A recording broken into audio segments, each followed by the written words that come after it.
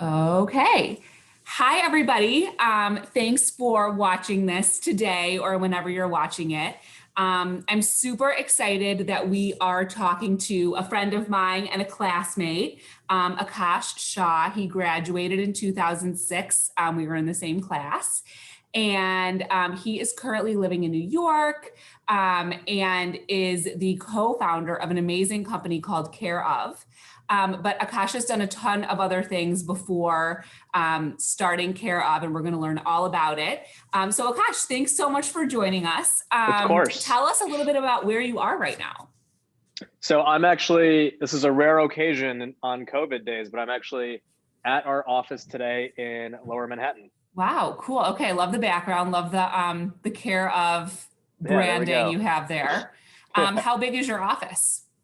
It's about 10,000 square feet. So that's basically enough to seat around 80 to 90 people. Okay. It's an very open office layout. So here's a quick kind of preview of it. Okay. Love that. But yeah. Very cool. I was reading a little bit about CareOf, and it seems like you guys have a pretty fun office culture. Like there might even be a dog that comes to your office sometimes. Yeah, well now you're making me sad about COVID, as we all are, sorry. because no one's been coming to the office. But yes, in normal non-COVID times, we've got usually around 3 or 4 dogs running around. We're very pet friendly. Awesome. We've got coffee, kombucha, drinks, all the rest of it. So it's a fun place to work. Sounds like fun. Okay, so before we get into all that, let's go back to kind of where it all started. So take us back to upper school you. What were you involved in? What were you doing? Who were some of your favorite teachers, classes? Just kind of like bring us into the world that was Akash Shah in the DCD upper school. Yeah, sure. I would say overall, I feel like mostly positive memories from upper school DCD. Some of my most formative years, I think there were a number of classes that I liked, a lot of different activities I tried out. I think that the main things that definitely stand out for me are first and foremost, I would say like in my freshman year, I took an English class, honors English with Mr. John Wilson, Mr. Wilson. Is Mr. Wilson still there? Oh yeah. Is he still teaching? Oh, he sure is. And I remember I submitted my first paper, and he gave it back to me, and I got like a 68 or something, or a 72 or something, a really bad grade. Yeah. And I was not used to that. I hadn't seen such a bad score before on any sort of paper at DCD, and so I was like stunned. And fast forward a year later, and I still credit, and Mr. Wilson probably doesn't even know this, but I still credit him as the person who taught me how to write, which is an incredibly important skill in life. So that was probably my favorite class. I was challenged, I learned a lot, and he was an amazing teacher that held a very high standard. The other thing I really remember, 2 other things I remember newspaper, the Day Times. Okay. I spent a lot of my time there. Yeah. When I kind of remember that. Yeah, when I was on the Day Times, we would have layout sessions that would go until 9 or 10 p.m. at night, which seems kind of crazy now that I think back on it. But those were some of the most fun times at Country Day for me, putting the newspaper together, doing it with a lot of friends and having fun with that. And then the last thing is debate was another important activity for me. I was never as athletic as I wanted to be in upper school. I wanted to play basketball, but I was not good enough. I wasn't tall enough. I definitely wasn't built for that. So I went to debate instead. I love it. with Miss Ruth K, and that was also a lot of fun too. So yeah, I could probably keep going. A lot of good memories from DC high school days. I love that. Okay, so you're doing debate, you're doing daytimes. It's coming time for you to decide where you're going to go to college. So you went to Penn for undergrad. So tell us a little bit about what that experience was like, maybe like how you decided to go to Penn. And then I'd love to hear too, just a little bit about how you decided what you were going to major in, because I think the combination of your 2 majors is really interesting. Sure. Yeah. So I think for me, actually, it was interesting. I only applied to 2 schools. I applied to Michigan. They had a business school for undergrad called Ross. And then I applied to University of Pennsylvania, and they had an undergrad business school called Wharton. And those are the only two places I applied. And the reason was because I had set my mind pretty early in upper school that I wanted to, this might even been later in middle school, that I wanted to be an entrepreneur one day. Wow. And that was just, I don't really, to be honest, know where it came from. I just kind of decided when I was young that that's what I wanted to do. And so I just sort of thought pretty simply about it, which was like, if I want to be an entrepreneur, then I should probably go to a business school. It was kind of how I thought about it. And Penn and Michigan have two of the best business schools in the country. So I'm going to apply to Penn and Michigan, and I'll see which one I get into.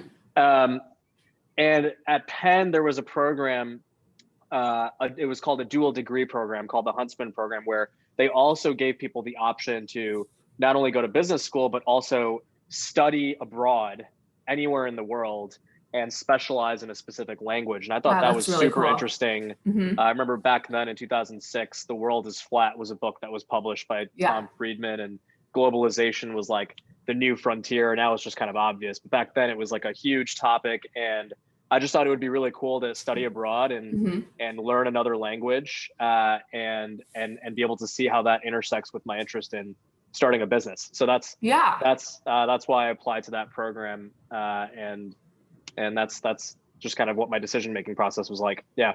Okay. So as a college student at Penn, for any DCDers who are either, thinking about Penn or already have plans to go there, what's it like? Like, what was a day-to-day experience like for you when you were at Penn? It was a lot of fun.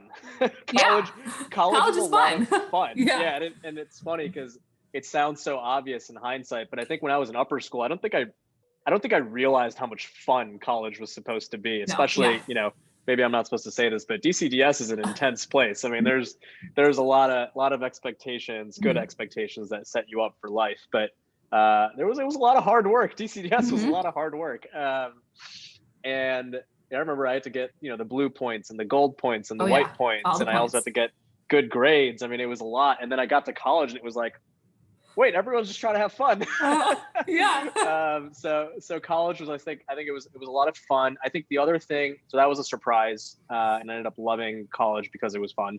I think the second surprise for me when I got to Penn was just the importance of the people that you meet, and the people that then become your lifelong friends. Were, when I look back on it, I graduated college 10 years ago.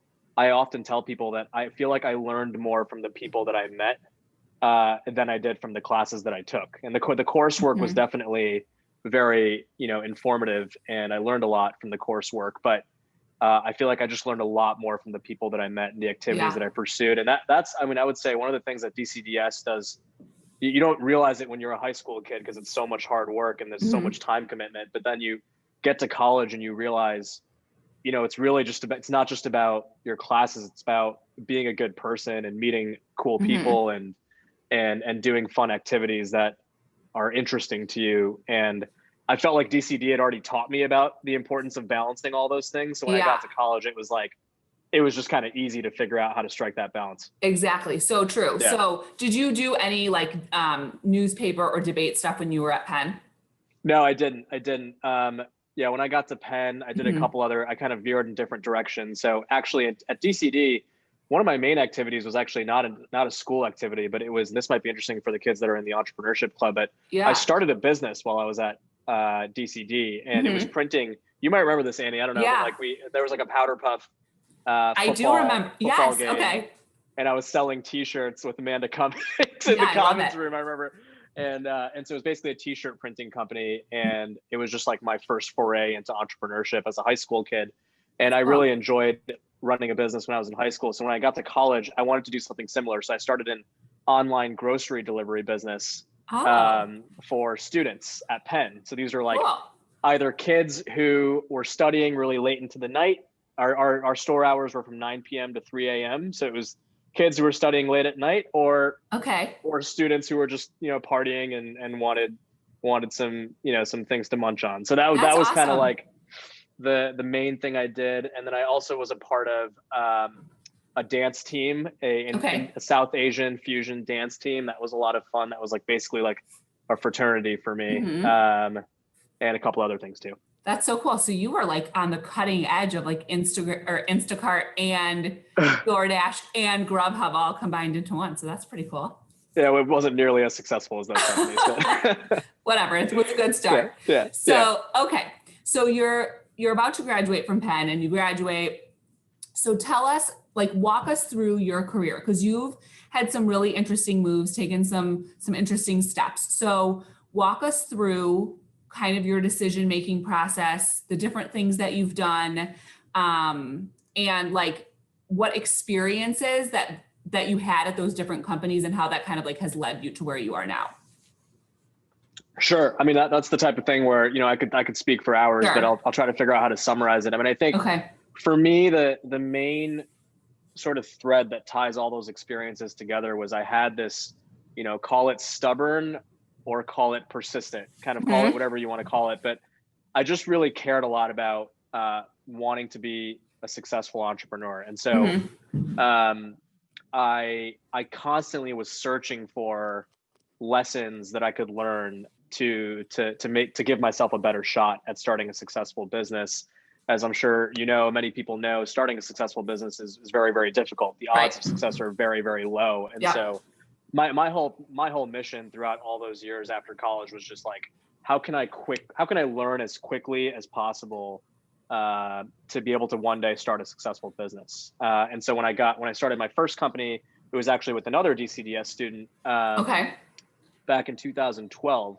That business didn't work out. We ended up having to shut it down 2 years later. We sold it for a little bit of money, but for the most part, it was not a successful startup. And there were so many mistakes that we made and so many lessons that I learned. And I remember at the time, the failure felt kind of like a slap in the face, because it was like the first time I had like formally experienced failure, and it hurt. It hurt bad.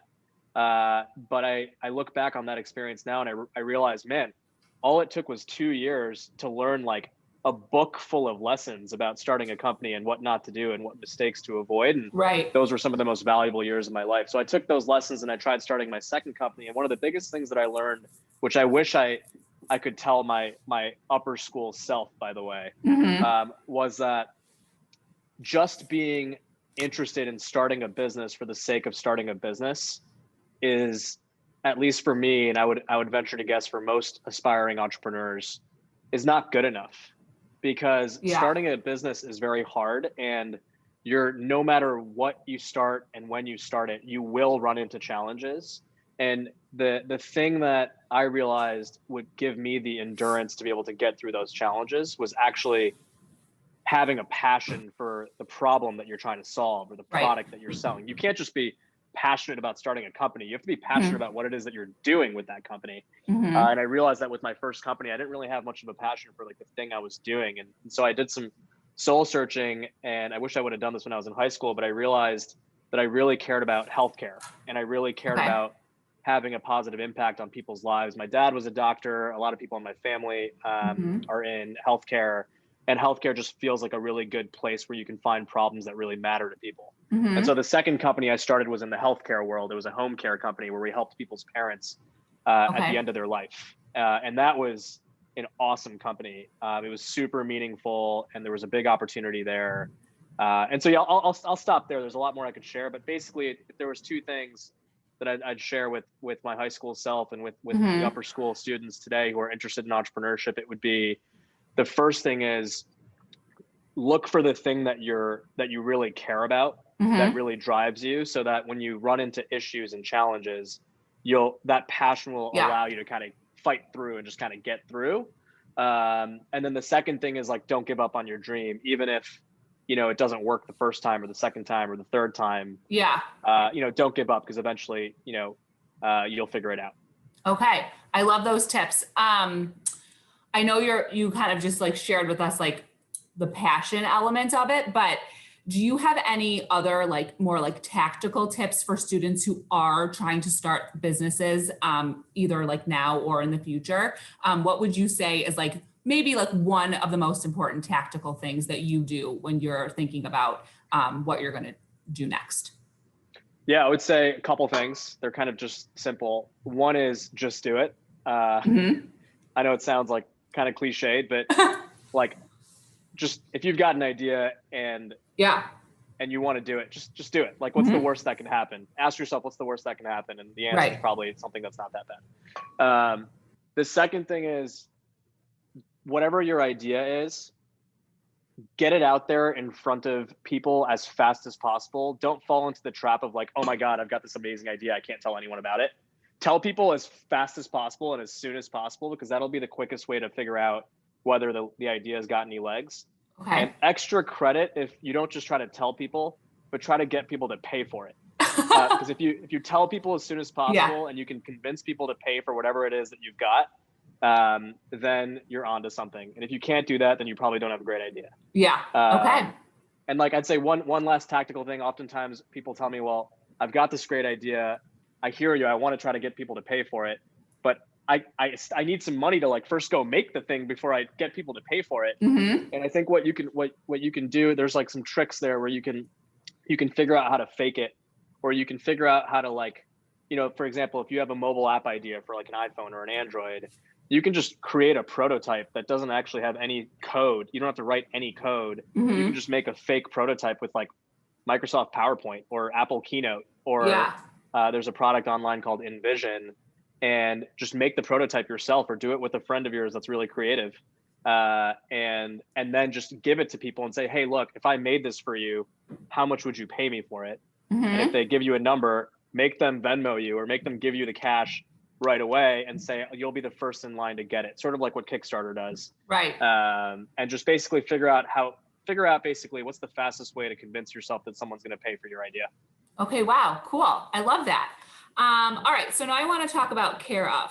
Okay. So for anybody who hasn't like looked at this website, you guys, it is so cool. You have to just kind of like go on there and understand like what it is this company does, because it is, to me, pretty amazing. And I love how you guys have figured out like how to combine all the elements of wellness. And there's a lot of like vitamin delivery services out there, but this is just goes beyond that. And I think that's one of the coolest elements of it. So tell us about what inspired you to start this company. How did you and your co-founder find each other, and how important is that relationship? And yeah, like just give us a little, tell us about it. Sure. Yeah. So what led me to start the company was a couple of things. So the first was, as I was mentioning earlier, I had discovered several years ago that healthcare was something that I really cared about. And so when I started the home care business that I was just telling you about, one of the things that I realized was really difficult was, in order to deliver home care to a lot of people and build a really sort of impactful company around home care, there's a reality that you have to hire thousands and thousands of caregivers. And so it's hiring thousands of employees and then managing all those employees and making sure they're all delivering quality care to people's parents at the end of their life is pretty hard to do. And so I was in search of, CareOf is my third company now. I was in search of an opportunity where I could still pursue something in healthcare, but do it for people that were more honestly my age, and also do it in a way where I didn't have to worry about hiring thousands of people to be able to actually have an impact. And that's where the power of the internet, right? The power of consumer internet, the power of online shopping became obvious. And so I started looking at that overlap of health and wellness, online shopping, consumer internet, and I was sort of searching for that kind of opportunity. And in that search, one of the things that's great about being in a place like New York City, or going to a college like the University of Michigan or the University of Pennsylvania, is you start building a network, right? And through that network and through being in cities, it becomes sort of normal to just go out and grab coffees with people and go out and grab drinks with people and shoot an email to someone just to catch up over a quick call, and these things start to become habits as you're a young professional that's growing. And so that's a great tip. Just like sort of anything else, I had a friend who had worked with someone who also went to Penn, who overlapped in business school at the same time as my co-founder. Nice. Right? It's just kind of one of those several stars aligning, who was looking at the vitamin and supplement industry. And had known me and thought that I should meet this other person who was leaving a company called Bonobos, which was another kind of consumer internet online fashion company, to start a new company. And so they said, you guys should meet. And so then we met at the park, Madison Square Park in Manhattan, and we shared, exchanged ideas, just kind of talked to each other about our ambitions. And next thing you know, we're basically, dating each other, for lack of a better word. And 3 months later, we decided to do this, to start the company together. So that's sort of the quick, brief story of how we met and how this all kind of came together in the very beginning. Okay. So can you also just give us like a very brief overview of exactly what CareOf does, just so people are familiar? Yeah, definitely. So CareOf essentially makes personalized daily vitamin packs. So people come to our website, they take this quiz that takes about 3 or 4 minutes where they answer questions about their health concerns, their diet, their lifestyle. And we recommend a personalized set of vitamins and supplements that we think will help them with their overall healthy living. And then when people sign up, it's a monthly subscription. So we send them a box, and the box has 30 packs in them, and they say, "Hi, Annie," or "Hi, Akash" on the pack. And you tear open one of the packs and it's got your exact set of vitamins in there. And then we send that to you every month. Got it. Okay. And there's also like, you can get like your protein, like supplements as well and things like that. Exactly. And since we started, that was our first product. Since then, we now offer protein powder. We offer collagen. So you can get like your personalized protein with your personalized vitamins. Yeah. And then we've also got this iPhone app that you can download where you can learn a little bit more about what else you can do to live healthier. That's great. And I feel like this space can be so confusing. So I think the fact that you've combined all of this into one element is just, it's awesome. Okay. So in very exciting news, CareOf was just acquired by Bayer. And if you can share with us, we would be so curious just to learn about, and I think students all the time hear about companies that are acquired, but what does it actually look like to go through that process? And then what will your role be in CareOf kind of moving forward?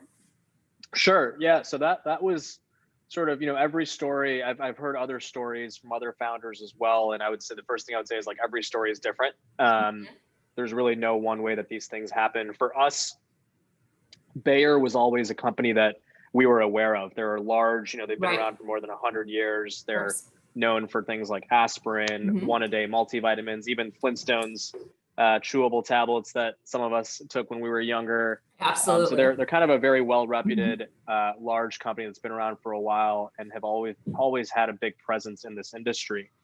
And so from some of the early days when CareOf launched, we made a pretty big splash with what we were doing. At the time, personalized vitamin packs didn't really exist. They were a very new concept. And the idea of starting a brand online first, as opposed to like trying to convince someone at Target or Kroger to put your product on their shelf, doing it online first was a new thing. It's called direct to consumer brand building. And so that was something that Bayer had noticed within the first couple of years and had reached out to us saying, "Hey, this is kind of cool." And so we had actually started forming the relationship from some of the early days, and a lot of their employees became customers of ours too. Then fast forward to 2019, we were out there raising our Series C, which is basically a fancy word for a round of funding from investors to be able to keep growing our business and hiring more people. And when we were out there looking for people to invest in the company, Bayer was one of the companies that actually said, "Hey, look, we'd actually be interested in investing ourselves because we're very interested in what you guys are doing. And we would like to learn more about direct to consumer online brands, because that's not our specialty, even though we've been around for a long time. Right. And we also think we can help you guys. We think we can help you in a number of different areas, given how long we've been doing this." And so we thought about that offer and we decided to take it. And this was back in December of 2019, and we took $30 million from them. And then a few months later, this was right before COVID hit, we just went to have drinks with them to celebrate the investment that had just happened. Wow. Really for no other reason. And while we were there, we just got to talking and discussing what an acquisition might look like, and whether that was something that myself and my co-founder were interested in entertaining. And we thought that could be interesting. And so that happy hour turned into a lot of other meetings and conversations, and Okay. ultimately we decided to sell the company. It was one of those things where it's definitely difficult. I mean, when you start something, it's like your baby, and it's difficult to imagine kind of selling it or giving it away. But in our case, Bayer really convinced us that they had a lot that they could add. And what my co-founder and I have always cared about is we've been wanting to build something that impacts as many people as possible. Right. And one of the things that's difficult as a startup is you're so limited on your funding, right? And you're so limited on how much you can do. And with someone like Bayer, who's been around for a long time, they were very interested in just amplifying our growth and giving us the money that was required to do that, and also giving us sort of special relationships with people in the industry, right, to be able to save costs on when we're buying ingredients, or to be able to get into retailers like Target or Kroger or CVS a lot faster than if we were trying to do that ourselves. So we thought about that a lot, and ultimately decided that that would be a really good thing to do for the company. As for my role, nothing's actually going to be changing. So we're still going to be running the business independently, autonomously, and my role here won't change, nor will any roles for anyone else in the company. So we're just gonna keep doing what we're doing. Okay, that's awesome. Congratulations. Thank you. Like a nuts and bolts question that some people might have. So when you're in the middle of like doing the deal, who are kind of like some of the players that enter into those conversations? Are there lawyers? Are there like M&A people? Lots of lawyers. Yeah. yeah, that's a good question. There's all kinds of people that get involved. Definitely a lot of lawyers on both sides, both on our side and on Bayer's side, which is important because the lawyers will protect you and they will also negotiate for you. Right. And they have seen, this is the first time I personally had ever been a part of anything like this. And so I was learning all of this on the fly. But our lawyers had done this dozens of times. Yes. And so they also act as advisors. So they're advisors, they're negotiators, and they protect you. So lots of lawyers, also lots of finance and accounting people that help you kind of structure the deal, help you crunch the numbers. Can sometimes get a little complicated with the way people kind of figure out how to exchange stock for cash. And so as a founder, A, I don't want to have to worry about those things, and B, a lot of it just kind of went over my head. So you want to have those professionals who can figure those things out for you. And then yes, a lot of M&A people on Bayer's side.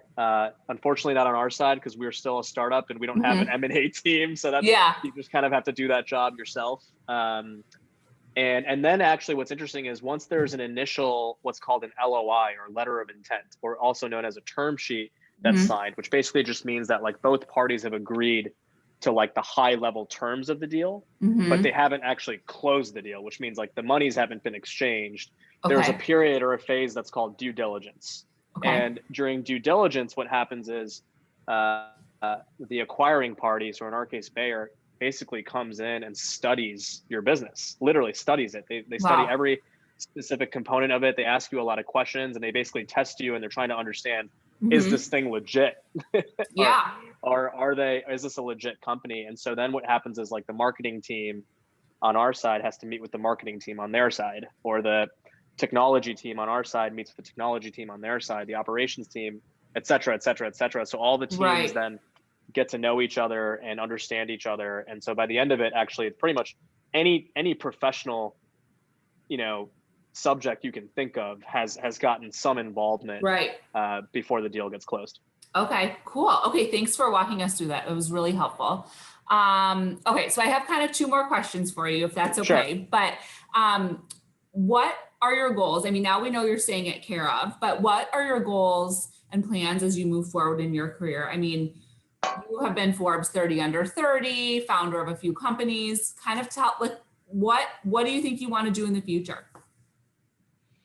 It's a good question. To be completely honest, Annie, I haven't really figured out the answer to that question. That's cool. I don't really know. I mean, I'm a new father, so I have a 20-month-old daughter. Congratulations. I didn't know that. Thank you so much. Yeah. Her name's Amara. She's the best. And I'm realizing being a father is great. So, being a stay-at-home dad would be fun. I don't know. So fun. I I've thought about whether I'd want to, one day start another company potentially. I think that's definitely a possible scenario. I also really enjoy mentorship and Mhm. think that there might be a future one day where I'm investing in companies where I have more of an opportunity to Mhm. mentor founders, So cool. or something entirely different. I don't know. I mean, we'll see. It's kind of the fun Mhm. of yeah. The I feel like the fun of life is just kind of letting the journey kind of take you wherever it takes you. So yeah, we'll see. We'll figure it out. I'm not sure Okay, quite yet. keep me Yeah. posted.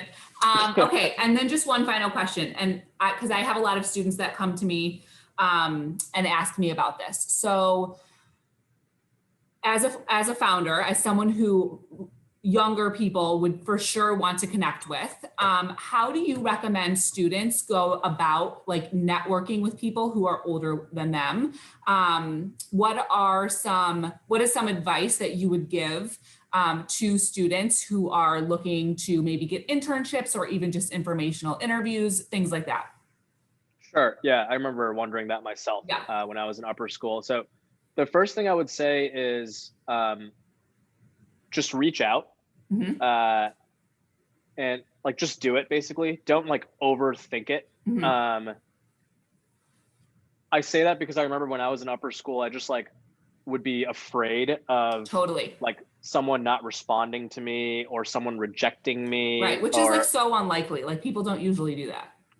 and it's like people don't usually do that. And even if they do, like whatever, move on, like next Totally. person, right? Like there's Yeah. so many people out there and if someone doesn't respond to you, it's less so probably because of your email and how you worded it, and a lot more so because their Gmail inbox is like They like flooded forgot. with lots Yeah. of emails and they just forgot. And so I guess what I'm trying to say is that there's no downside, there's no Yeah. harm. So just do it. I guess I just said just do it 10 minutes ago and I'm saying just do it again. I It's the new feel like I'm like a slogan of CareOf. Nike, Yeah. yeah, exactly, Nike salesman. Right. But yeah, so that's the first thing I would say is just do it. Okay. The second thing I would say is try to just sort of be really simple and concise and specific. So like I remember in high school I used to like try to get internships and I'd write like a 4 paragraph cover Right. letter because like that's the advice I got was like, oh, you got to have a great cover letter. And it's like, Yeah. no, cover letters don't work. No one reads Mhm. cover letters. So if you're gonna write an email, keep it maybe between 3 5 sentences, something like that, and have it be maybe even shorter if you can, and just have it be really specific about what type of advice are you looking for and Mhm. why was I the person you chose to reach out to, Yeah. and why is this not just like some generic paragraph that you sent to like 500 people. Okay. Yeah. So you just do it, keep it simple, and have it be specific. You'll probably get a response. I love that. That is such good advice. I would love in the future for you to maybe do a Zoom with the entrepreneurship club or like all the kids or something. So we should definitely Yeah, let's think make that happen. about Yeah, that. This has been yeah, great, Akash. Thank you so much for your time. Honestly, I know you're my super pleasure. busy, so thank you. And this was just really fun to talk to you. So I'm super appreciative, and I hope we get to do it again soon. Likewise, let's make it happen. This was super fun. Thanks for Okay, making it cool. happen, Annie. Oh, of course, my pleasure. I'll talk to you soon. Okay, bye. Bye.